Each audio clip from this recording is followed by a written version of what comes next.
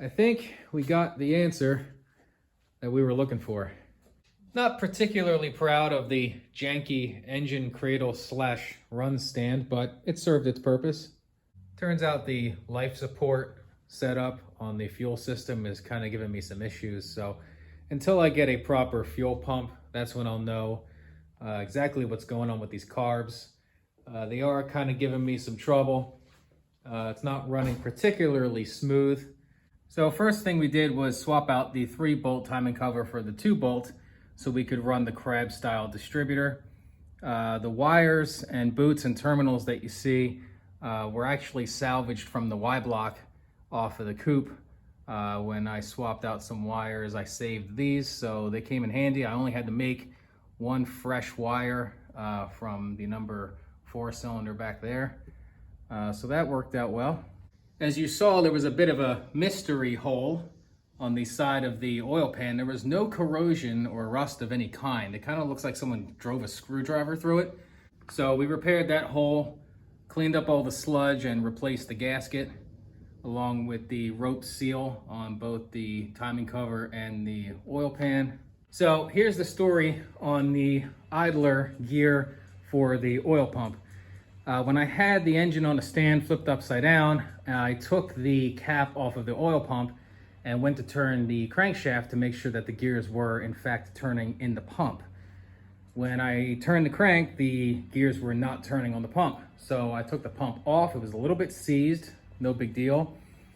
And out of curiosity, I took the cap off of the idler drive, and lo and behold, the idler was seized and the drive gear off of the cam just kind of fell out onto the floor. So my theory is that the idler seized up at some point.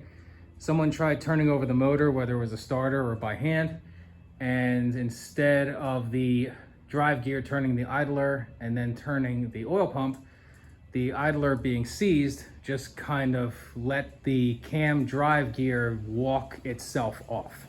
The good news is there was no real damage. I just cleaned everything up, freed up the idler gear, greased everything up, drove the drive gear back on the cam, threw it back together, and everything seemed to be working just fine.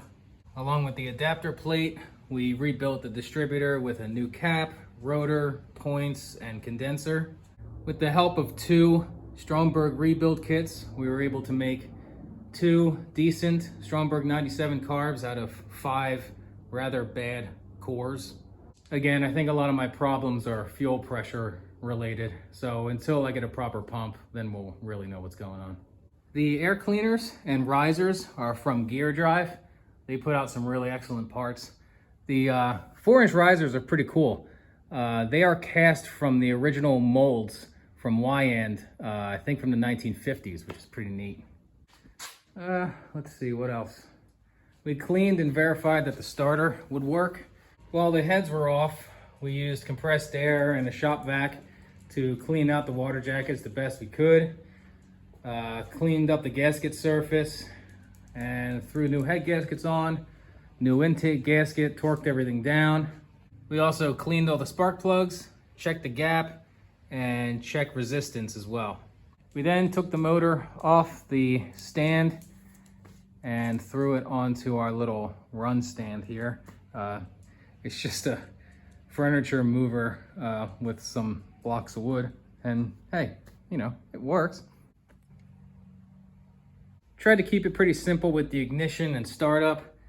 I have a 2-aught wire leading to a Ford style starter solenoid that's operating off of a push button.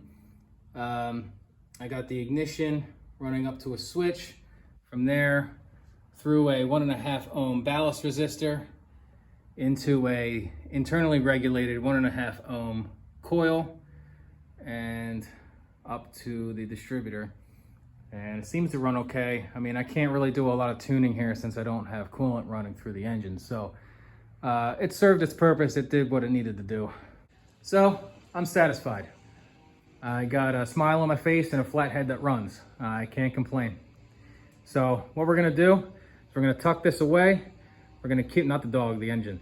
We're gonna keep an eye out for a 39 trans or something equivalent.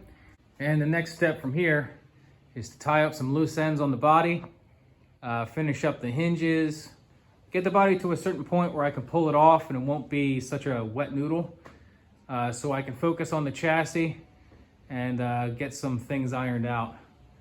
But until then, thanks for watching.